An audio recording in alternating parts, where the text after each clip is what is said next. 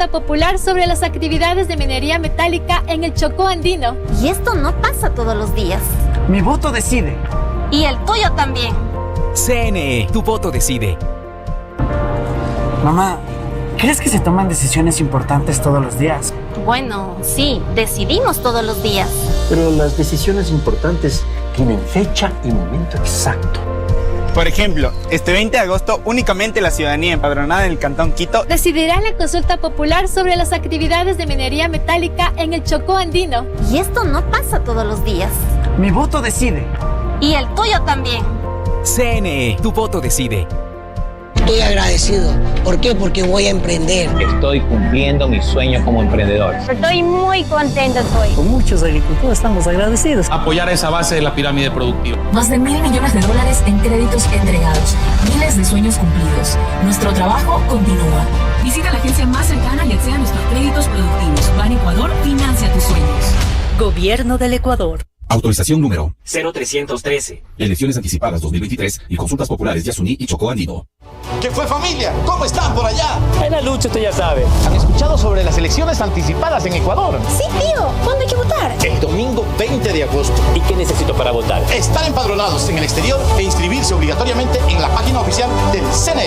¿Y qué nos vamos a elegir? Binomio presidencial, asambleístas nacionales, asambleístas por las circunscripciones en el exterior y pronunciarse por la consulta popular del Yasuní. ¿Y esta forma de voto es segura? Claro, compadre. Mi voto decide. ¿Y el tuyo? También. Consejo Nacional Electoral. Solo la extrema calidad de lubricantes Amalie te brinda protección en cada arranque y limpieza extrema en todo momento. Lubricantes Amalie, el que te recomendó tu viejo, tu pana, el de la cancioncita pegajosa. Amalie.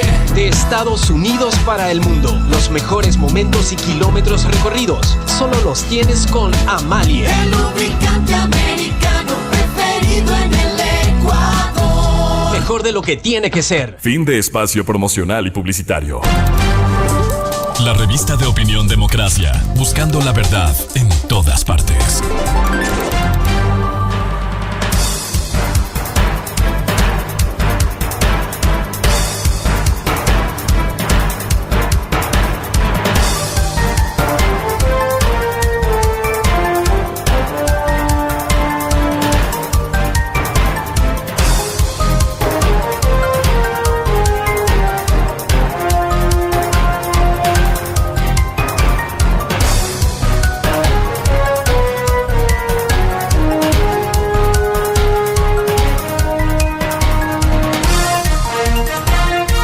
Siete 56 minutos en el territorio continental ecuatoriano, buscando la verdad.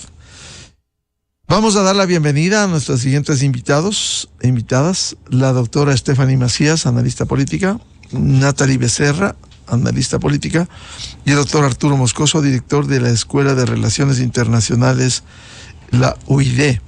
Les invitamos a hacer unas reflexiones respecto de este proceso electoral, en donde encontramos apatía, indecisión, incertidumbre, frustración con el panorama político electoral, cuando vivimos una etapa compleja y difícil en medio de una violencia e inseguridad, y lo que quiere el país es certidumbre en este sentido. Doctora Stephanie Macías, ¿cómo mira el desarrollo de este proceso electoral a 19 días de las elecciones presidenciales y legislativas? Hola, buenos días con todos. Tenemos que entender algo como coyuntura para pasar al análisis. ¿De dónde vienen estos electores? Estos electores vienen de una campaña local hace menos de 6 meses, donde lo más probable es que el candidato en los cuales ellos votaron no ganó.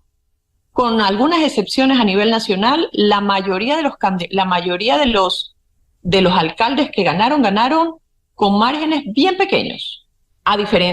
Digo márgenes bien pequeños comparado con el segundo, el tercero y el cuarto.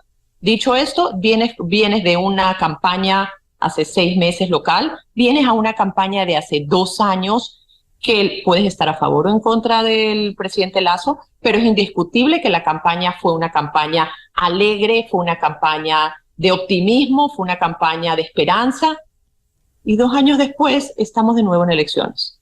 Con esta coyuntura tenemos que entender qué es lo que está pasando. El elector está apático. El elector no está conectando con los políticos y no está conectando con las campañas. ¿Por qué no está conectando?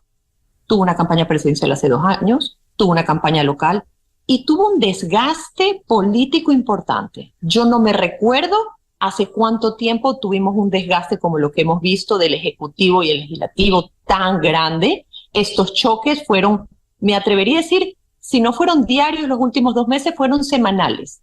Frente a este desgaste, tenemos el resultado de la apatía. Y frente a esto, es el gran reto de las campañas, volver a ilusionarlos, volver a conectar, sin considerar toda la coyuntura y la realidad nacional que estamos viviendo en cuanto a inseguridad, en cuanto a salud.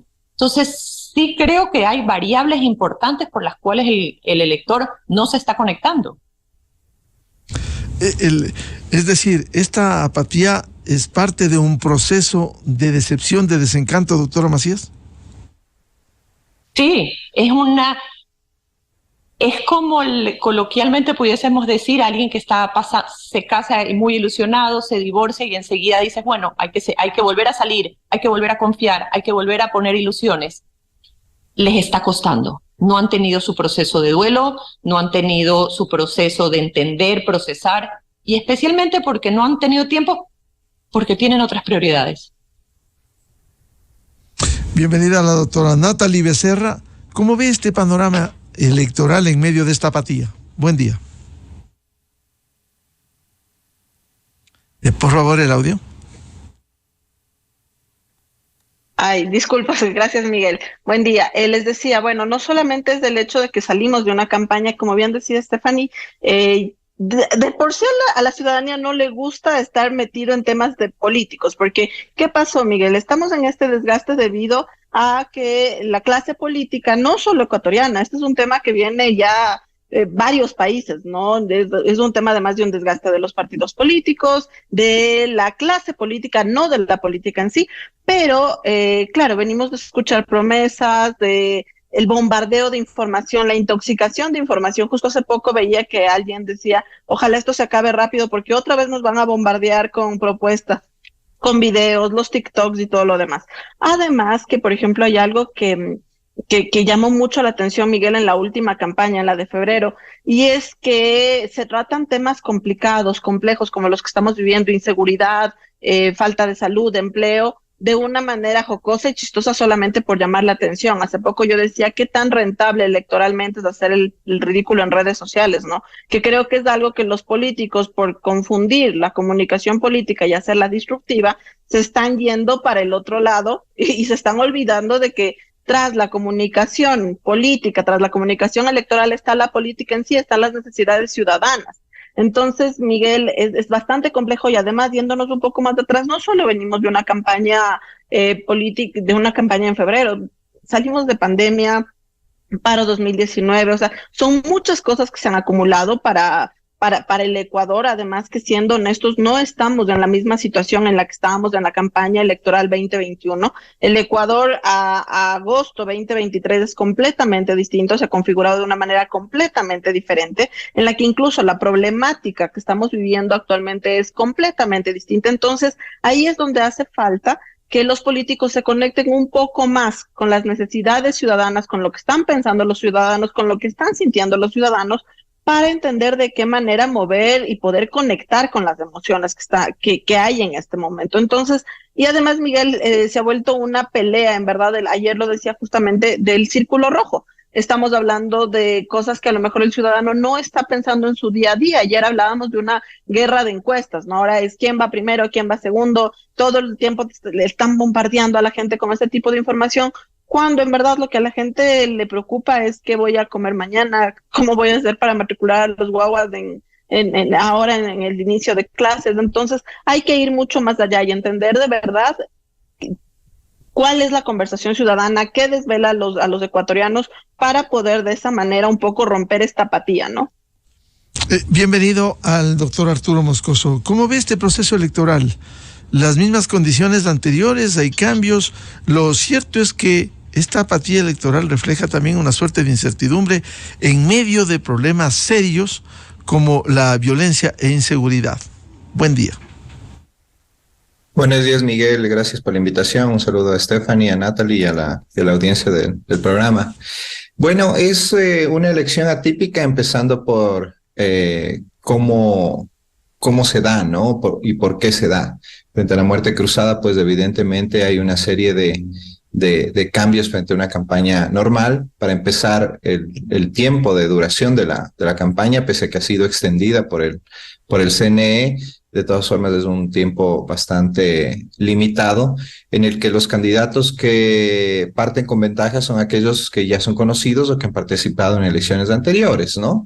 Y en donde estamos viendo pues que los candidatos que son nuevos, que en un país como el nuestro, en donde la apatía con la política y con los políticos sobre todo es bastante alta, sería más bien lo más probable que los outsiders sean los que tienen más apoyo, y en este caso estamos viendo que no está sucediendo eso, ¿no? Sino que son los políticos con más posicionamientos los que han partido con ventaja, ¿no? Y pues claro, el tema de qué se puede hacer en este año y medio de gobierno frente a una asamblea que va nuevamente a ser fragmentada, y con la que va a ser complicado llegar a acuerdos, y en esa medida pues la apatía de la gente y el rechazo de la gente a la clase política y el rechazo de la gente a los mismos valores democráticos, ¿no? Acaba de aparecer el informe del Latino Barómetro hace pocos días, en donde tanto la idea de democracia, es decir, esta idea de que la democracia sea mejor que cualquier otro sistema a pesar de sus problemas, ha caído su apoyo, e igual la satisfacción, ¿no? El grado de satisfacción con la democracia de los ecuatorianos es sumamente bajo, y pues eso nos da la medida de que la gente no encuentra en la democracia las salidas que pues debería darle, ¿no? O que cree que debería darle, ¿no? Y eso pues nos pone nuevamente en este derrotero de buscar líderes autoritarios, o aquellos que ganen pues empiecen a tomar una deriva autoritaria para tratar de lograr hacer sus políticas públicas, sobre todo frente nuevamente al poco tiempo que tienen, ¿no? El doctor Moscoso, sin embargo, estamos abocados a la definición presidencial y legislativa. ¿Cómo lograr que sean quienes por lo menos sienten las bases de un cambio frente a esta incertidumbre, esta preocupación, empleo, inseguridad, crisis económica? Es que, Miguel, el Ecuador está viviendo una crisis de seguridad como la que no se ha vivido, creo, nunca, al menos en el último periodo democrático, ¿no?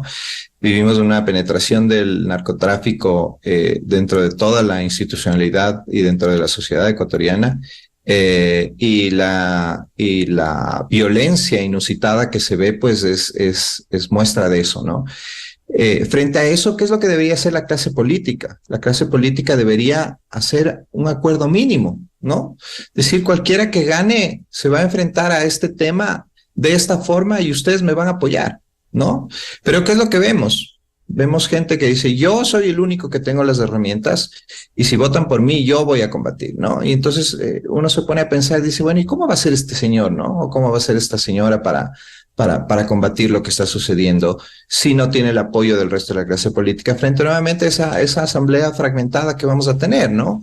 Porque por muy buena voluntad que tenga el gobernante, si es que no tiene el apoyo de quienes son los legisladores y de cuál es el principal poder de un Estado republicano, pues no va a llegar muy lejos, como estamos viendo que ha sucedido con el mismo gobierno que está terminando, ¿no? Entonces, y claro, ¿no? Eso es lo que cualquier político responsable debería proponer, pero ninguno de los políticos ha sido capaz de sentarse a la mesa con los demás y con las demás para tratar de tener una agenda común en este aspecto al menos, ¿no?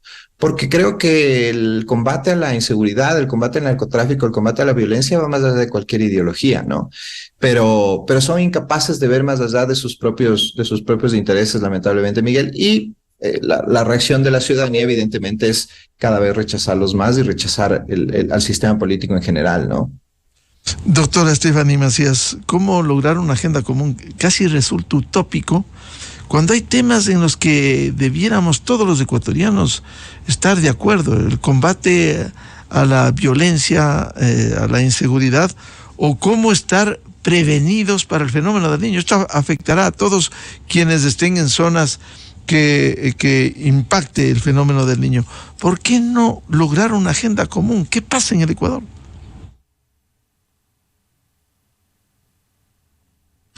Por favor, el audio.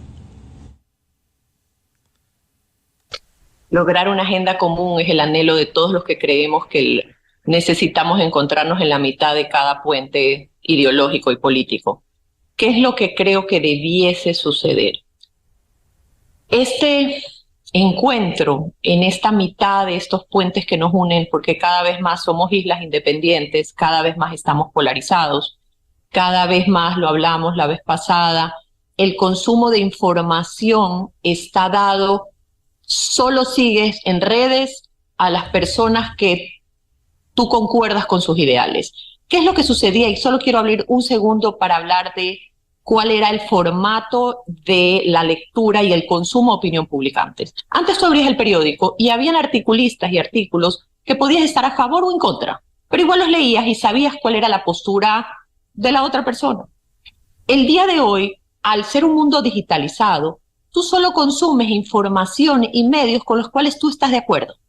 ¿Qué sucede con este cambio?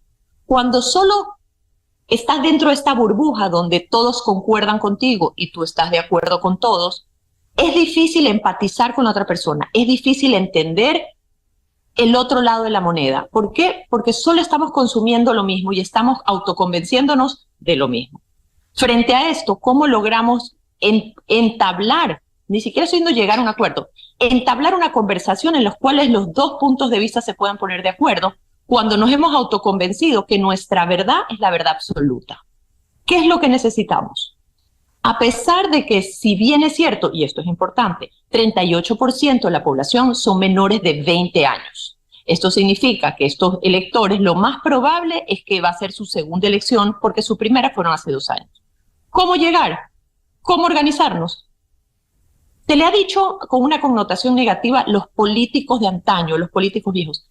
Hay grandes políticos que tienen experiencia. Creo que los nuevos políticos o los nuevos gobiernos van a necesitar invitar a gente que ya ha estado en la política. Hay gente valiosísima que ha recorrido, que conoce los puntos para poder sentarse y dialogar con los unos y los otros. Si no encontramos unos voceros que puedan representar al gobierno que gane y pueda tocar las puertas y cruzar esos puentes, va a ser muy difícil que la oposición y los diferentes puntos de vista se encuentren en la mitad de del puente que me refiero. Consecuentemente, unir los puentes para lograr acuerdos resulta muy esquivo en el Ecuador, doctora Macías. ¿Cómo hacer entender que incluso candidatos y dirigentes entiendan los problemas, sintonicen los problemas que tiene la gente y no sean esos dos países? Cuando uno ve a los candidatos, hablan una cosa diferente a lo que requiere la ciudadanía. Es decir, no hay sintonía entre los problemas y lo que plantean los candidatos. Con acuerdos mínimos. Necesitamos entender que hay acuerdos mínimos. Salud, educación, seguridad, tiene que ser acuerdos mínimos. Tenemos que llegar a un consenso. Pero sigue siendo esquivo ese consenso. Sí, totalmente. Y cada vez más en el mundo entero es difícil llegar a consensos. Pero lo necesitamos hacer y hay que seguir luchando. Lo que mencionaba Arturo del Latinobarómetro, también las cifras son importantes. Y hay una cifra que lo hablamos la vez pasada que es importante de recordar. La ciudadanía estaría dispuesta a hacerse de la vista a un lado con gobiernos autoritarios si estos les resuelven los problemas de hoy. Y ese es el gran peligro de por qué necesitamos no darnos por vencidos y seguir anhelando y buscando los famosos consensos. Ahora, el problema es que los políticos a veces y los candidatos finalmente no solucionan, sino imponen un modelo político a su medida y no lo que se busca precisamente la solución de los problemas. Natalie Becerra, ¿es posible, decía Arturo Moscoso, una agenda común? Dice Stephanie Macías, acuerdos mínimos, pero lastimosamente, ¿por qué son esquivos en el país? Miguel, sí, mire, justamente concuerdo, ¿no?, con lo que dice Arturo y Stephanie. Lo ideal, en el mundo ideal sería maravilloso que los políticos pudieran llegar a estos acuerdos, como a estos consensos, a una agenda que nos mueva alrededor de solucionar los problemas ciudadanos. Como usted bien decía, ahora giran en torno a la falta de empleo, en especial a la inseguridad, y son estos los problemas que encabezan en este momento la problemática y por lo tanto las propuestas que hacen los políticos. ¿Cuál es el tema, Miguel? Arturo dijo algo súper importante, y es que en esta elección, dadas las características particulares que tiene y el poco tiempo de campaña que tuvo, y más que nada la forma tan rápida en la que se armaron, nos jugamos algo muy complicado, que es el tema de las propuestas demagógicas, que para posicionarse los candidatos, para poder convencer al electorado, para poder crecer de manera más rápida en las preferencias electorales, hay muchas propuestas demagógicas. Tomemos en cuenta que solamente se va a gobernar 1 año y medio, no más. Y en ese tiempo no se van a solucionar los problemas del país, o sea, ni llegando a consensos ni acuerdos de nada. En 1 año y medio, problemas de décadas, de siglos, no se van a solucionar en 1 año y medio. Entonces, por ahí tenemos que comenzar a ser súper honestos y súper claros. Después, Miguel, la clase política necesita renovación, necesita cambios. O sea, vemos que yo creo que todo esto que estamos viviendo en este momento, Miguel, no solo corresponde al momento complicado que vivimos como país, sino también a una crisis de los partidos políticos. Seamos honestos, en el Ecuador no existen partidos políticos como tal, no existe formación de cuadros, no existe un tema de una ideología fuerte, que simplemente es lo que les acaba de pasar en esta elección a la mayoría de partidos, Miguel. ¿Qué fue? Se decreta la muerte cruzada y automáticamente todo el mundo comenzó a ver a quién ponemos, cómo armamos las listas, de dónde sacamos. No existe una formación previa, no hay jóvenes, no hay mujeres, no hay esta formación como tal. Entonces, claro, Miguel, en el momento en el que se pone como candidatos para elegir a alguien que no ha militado en el partido, que no entiende los procesos políticos, que no ha estado en la función pública, que no entiende. De hecho, hace poquito vimos un medio de comunicación hizo una nota entrevistando a varios candidatos asambleístas sobre cosas básicas de la Asamblea Nacional, como cuántos miembros se necesita para formar una bancada, cuántas comisiones tiene, y no sabían, los candidatos simplemente no sabían. Entonces, Miguel, comencemos desde ahí, desde el inicio. Los partidos políticos están en una crisis porque penosamente en Ecuador tenemos maquinarias electorales. Del momento en el que existan partidos políticos como tal, se forme jóvenes, se incluya mujeres, se forme de mejor manera a quienes forman parte de estos partidos, seguramente tendremos una clase política un poco mejor y donde porque puede haber consensos y diálogo. Yo les decía hace un momento que no nos olvidemos que la base de la política es de entender necesidades y es del consenso, Miguel. Para eso está la política, para llegar a acuerdos, consensos. Una cosa es consenso, otra cosa es negociaciones.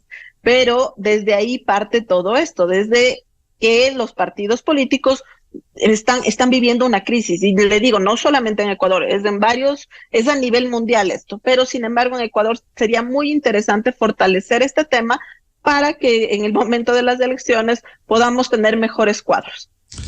Evidentemente, Natalie, que en 1 año y medio no se va a poder solucionar los problemas, pero sí por lo menos sentar las bases para soluciones, pero daría la impresión por las proyecciones que va a empezar apagando incendios. No podemos sustraernos de un fenómeno natural como el fenómeno del Niño y va a tener problemas. Por ello, la generación de falsas expectativas que se está sembrando en este momento van a ser inaplicables. ¿Cómo hablar al electorado de estos problemas que a lo mejor les toca apagar incendios, Natalie? Es real, Miguel. O sea, el gobierno el próximo presidente va a entrar en una etapa muy complicada, con un problema de seguridad muy fuerte. El tema del fenómeno del niño es algo que me llama mucho la atención, porque no escucho a muchos candidatos hablando de cómo van a solventar el tema, tomando en cuenta que cuando asuma el nuevo presidente va a hacerlo en pleno fenómeno del niño. Entonces es algo que llama mucho la atención. Por eso yo le decía que hay que tener cuidado con las propuestas demagógicas. Si bien en comunicación electoral lo adecuado es conectar con la emoción ciudadana y poder hablar de la problemática que en ese momento sea la más fuerte, que ahora en el Ecuador es la inseguridad, no es lo único. O sea, yo penosamente al principio vi una campaña muy monotemática. Con el pasar de los días ha ido variando un poco y se ha ido incluyendo otro tipo de temas en la agenda de los candidatos. Sin embargo, sí me parece que se ha centrado en 2 o 3 temas, que además es lo que suele hacerse, ¿no? 2 o 3 temas y no salirse de ahí para que la gente recuerde de lo que cuáles son las propuestas. Sin embargo, Miguel, hay temas muy profundos, muy complicados. Tenemos el tema de IES, tenemos, como usted bien dice, y es algo que me preocupa profundamente, el tema fenómeno del niño. ¿Cómo van a solucionar? ¿Cómo van a enfrentar esto? Entonces, sí, mire, ya venimos de una etapa de incertidumbre muy fuerte. Yo creo que en este momento lo que el país menos necesita es más incertidumbre. La persona que entre, ya sea para pagar, lo va a tener que hacer, sea para pagar incendios o lo que sea, tiene que encargarse de dar un poco más de certezas a la ciudadanía, que es lo que nos tiene realmente complicados. Una vez que la ciudadanía vea lo que usted dice, a lo mejor sentar las bases, que ya se comiencen a afinar las políticas públicas en tema políticos, económico, social, creo que va a fluir un poco mejor. Así no logren hacer mucho, pero que se siente eso, creo que ya ya están las bases puestas. Y ante todo, que se dé certezas a los ciudadanos. Doctor Arturo Moscoso, ¿acaso no se está sembrando falsas expectativas? Hoy se escucha de todo, van a solucionar el problema, condonación de deudas, es decir, la misma demagogia de siempre, sabiendo que hay problemas grandes y comunes, la inseguridad, el tema del fenómeno del niño, de lo cual pareciera que los candidatos están en otro país y no en el Ecuador, que necesita afrontar y ojalá solucionar esos problemas, Arturo. Es que, como bien señalaban Natalie y Stephanie, frente a una campaña corta, pues la demagogia tiene que ser la que se imponga, porque justamente estos ofrecimientos que al final no tienen un sustento técnico ni económico, porque recordemos también que las arcas del Estado también están afectadas, ¿no es cierto? Son las que quieren llegar más al electorado, ¿no? Y claro, los ofrecimientos pues pueden ser de todo tipo, sin que se tenga justamente la posibilidad de llevarlos a cabo, por lo que va a suceder en el siguiente gobierno, que va a ser un gobierno que en la asamblea ninguno de los partidos, ni siquiera el partido que más apoyo tiene en estos momentos, va a tener control de la asamblea. Entonces, frente a eso, cualquier política pública que pretendan implementar va a ser muy cuesta arriba con una asamblea que no quiera sentarse a negociar esos aspectos, ¿no? Entonces, claro, lo que se impone en este momento es ganar las elecciones a toda costa. Y para ganar las elecciones a toda costa, con una campaña corta, tengo que hacer los ofrecimientos que más impacten a la gente, aunque luego no pueda cumplirlos, ¿no? Entonces, eso es lo que estamos viendo en la campaña, ¿no? Pura demagogia. Y claro, ninguna posibilidad hasta el momento de sentarse a la mesa a debatir y a buscar soluciones sobre los problemas más acuciantes, como son la inseguridad y la violencia, la falta de empleo y el tema de mejorar en algo la economía del país, ¿no? Y sobre eso no hay ningún tipo de propuesta que realmente se vea como una propuesta de largo plazo, una propuesta sólida que permita enfrentar estos problemas, ¿no? Todos creen que son por sí solos los salvadores de la patria, pero no están tomando en cuenta todo lo demás, ¿no? El mismo entramado político al que tienen que enfrentarse y sentarse a negociar, ¿no? Como bien decía Natalie, la política es de acuerdos, ¿no? La política es el arte de lo posible. dentro de ese arte de lo posible, pues está la posibilidad, justamente, valga la redundancia, de sentarse con los enemigos, entre comillas, ideológicos, para buscar al menos una agenda mínima, como señalábamos antes, sobre los principales problemas, ¿no? Y sobre eso no hemos tenido absolutamente nada, ¿no? Ahora, frente a esto, Miguel, también es importante que la ciudadanía medite bien su voto, ¿no? Medite bien por quién va a votar, porque si hemos tenido una asamblea desastrosa el periodo anterior y una que no se alejaba mucho el periodo antes que esta, pues es porque nosotros los votamos y los pusimos ahí, ¿no? Entonces hay que pensar bien en por quién y cómo vamos a votar, ¿no? La responsabilidad de nosotros los ciudadanos también es importantísima en estas elecciones, ¿no? Lamentablemente, la mayoría de los ciudadanos se deja llevar justamente por estas propuestas demagógicas o por el carisma que desprende el candidato antes que por lo que está planteando o lo que está detrás de ese candidato, ¿no? No podemos, la mayoría de candidatos lamentablemente están auspiciados por tiendas políticas a las que ni siquiera pertenecen, ¿no? Una falla gravísima de nuestro sistema electoral. Entonces, no sabemos qué ideología tienen, no sabemos qué en realidad piensan sobre cómo manejar el Estado, cómo administrar el Estado. No sabemos qué piensan sobre los valores que tienen los candidatos, qué valores tienen, ¿no? Sobre temas importantes como el medio ambiente, los temas de género, etcétera, ¿no? Entonces, claro, nosotros también acudimos a las votaciones un tanto ciegos frente a este background ideológico y político de los candidatos, y pues nos dejamos llevar por el candidato que mejor nos caiga, por el candidato que más cosas interesantes haya ofrecido, aunque luego estas sean impracticables, ¿no? Arturo, claro, es un contrasentido que la asamblea que fue disuelta, que tenía una bajísima popularidad, hoy gran parte de esos actores con bajísima popularidad aspiran a volver a esa asamblea. Es decir, cómo lograr un voto coherente con ese rechazo a esa asamblea y que hoy vuelvan a postularse los mismos, Arturo. Es que eso justo es lo que digo, Miguel. Debería la ciudadanía hacer un ejercicio de análisis, ¿no? De quiénes son estos candidatos, del papel que tuvieron en el periodo anterior y por qué hubo este bloqueo y esta inacción de la asamblea durante todo ese tiempo, ¿no? La asamblea peor catalogada, creo que del último periodo democrático legislativo peor catalogado, y no deberíamos votar por ellos, no deberíamos volver a votar por esa gente, no deberíamos votar por esos partidos políticos que justamente son los que impidieron que cualquier política pública justamente para enfrentar los problemas que ahora está viviendo el Ecuador se apruebe, ¿no?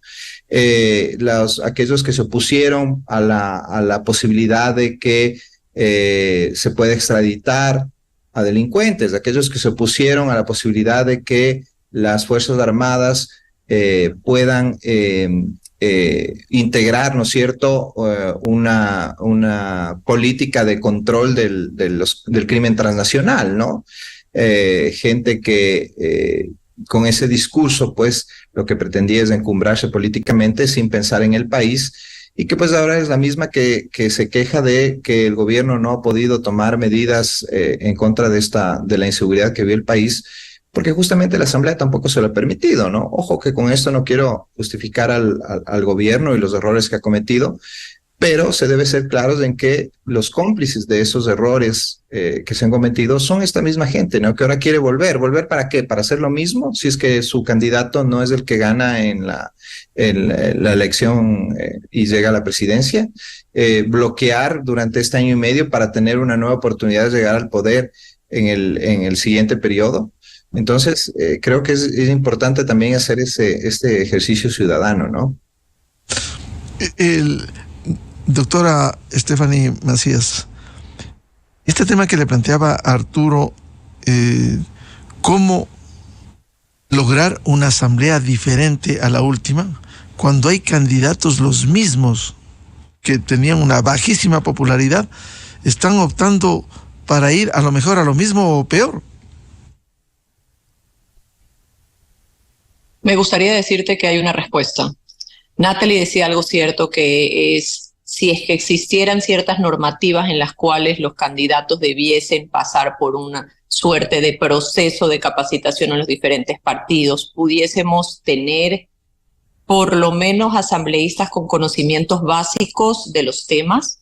Por supuesto que la democracia tiene que ser, para que la democracia sea saludable, también la asamblea debiese ser representativa, pero también es cierto que en ciertos países de Latinoamérica los asambleístas, la institución per se les da ciertas capacitaciones para que tengan conocimientos básicos de lo que está sucediendo. No estamos queriendo que todos sean PhDs legales, pero sí que tengan conocimientos básicos del proceso per se de la asamblea, de sus funciones, de las mesas a las cuales se pertenecerán unos y otros. Esto debiese ser el ideal. Si no hay este ideal, debiésemos por lo menos pensar de que alguna organización ONG diese ciertos cursos o talleres. Estamos hablando de lo grande y lo pequeño, pero es que hay muchos asambleístas que están yendo sin ningún tipo de conocimiento de lo que están más allá de el anhelo de muchos, porque no todos, pero el anhelo de muchos de ser una fuerza de cambio, de tener una buena representación en la asamblea. No pueden porque no necesariamente están todos capacitados para ello. ¿Cómo hacer para que los mismos no regresen?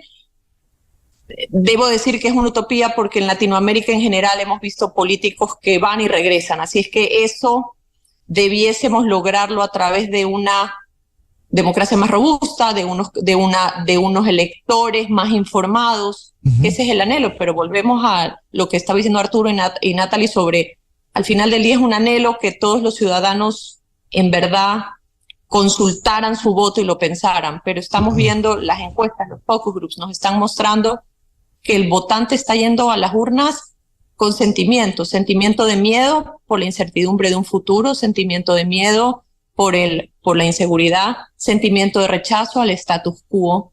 Y también vamos a ver una especie de, especialmente en la primera vuelta, una especie de yo quería votar por el candidato A, pero voy a hacer que mi voto sea lo que se le llama el voto útil. Claro, entonces, es una suerte. Claro, lo ideal es ejercer un voto informado y responsable.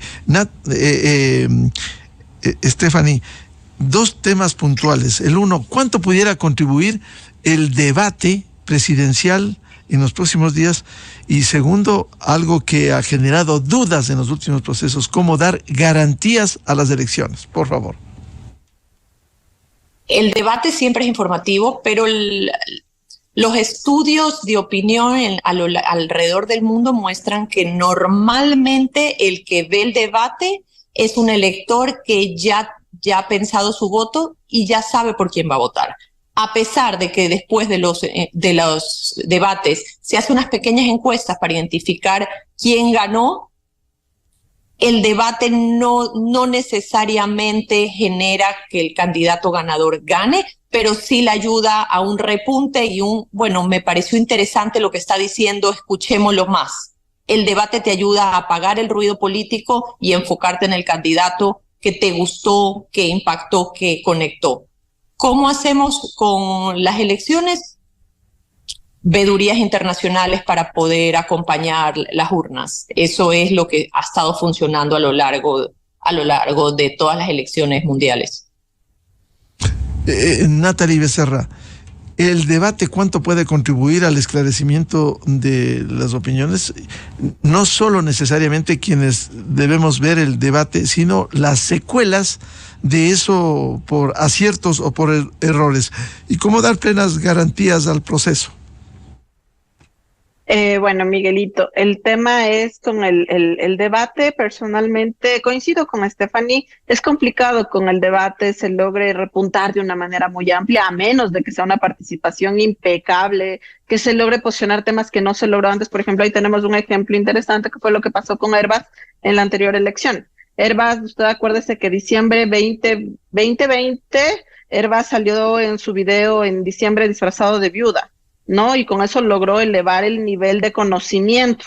pero en el debate, cuando él ya llegó con propuestas un poco más aterrizadas, logró sí subir en cambio en intención de voto, en simpatía, porque la gente ya no vio un hombre disfrazado de viuda, sino vio un político hablando de los problemas reales del país. Entonces ahí se dio en verdad el cambio de yo le conozco a yo le escucho y veo qué tiene para decir.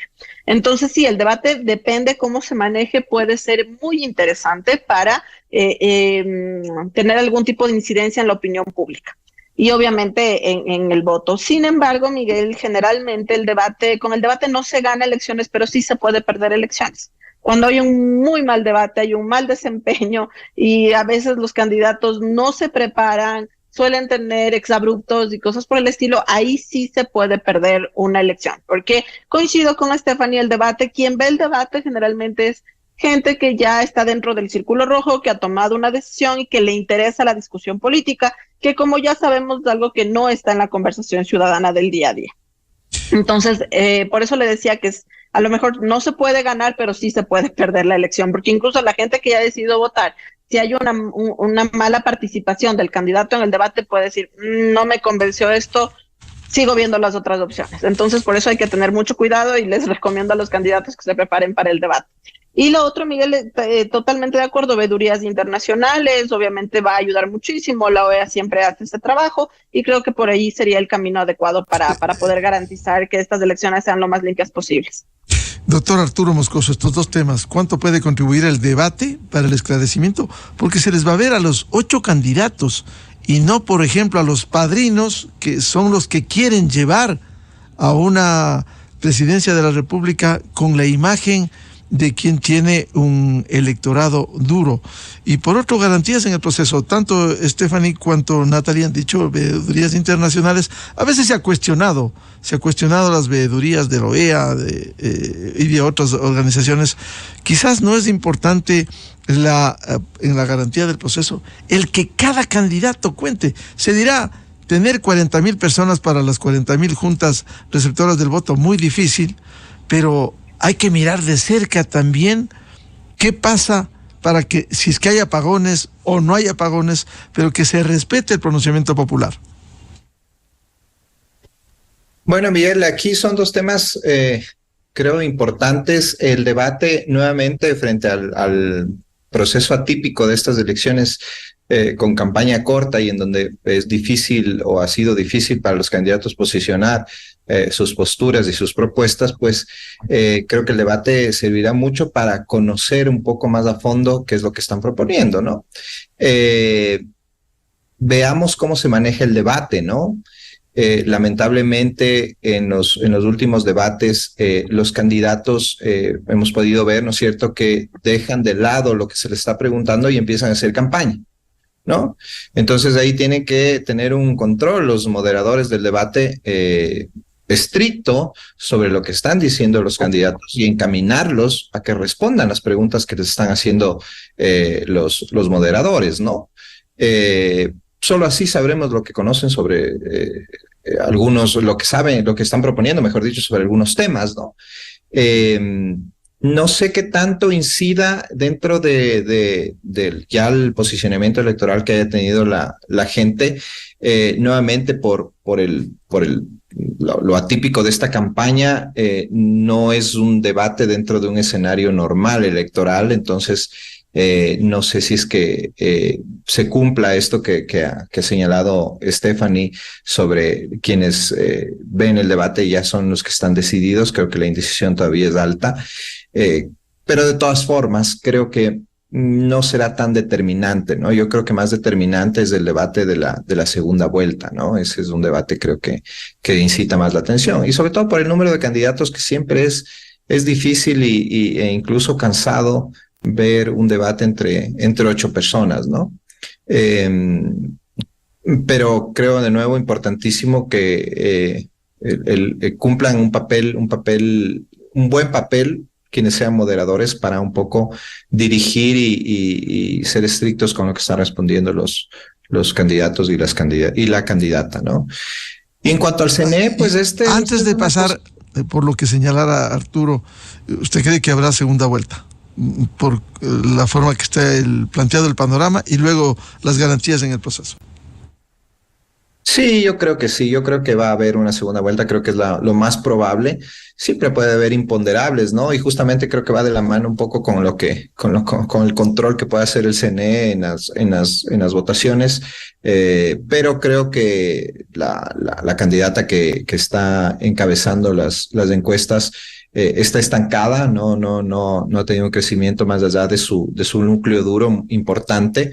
Y los otros candidatos, pues hay 2 o 3 que están creciendo consistentemente, ¿no? Y yo creo que llegue la candidata que encabeza las encuestas a tener más del 40% y 10 puntos porcentuales por sobre el segundo es una posibilidad o una probabilidad muy, muy baja, ¿no? No digo que no pueda pasar, pero creo que es muy, muy probable que haya una segunda vuelta. Y ya en cuanto al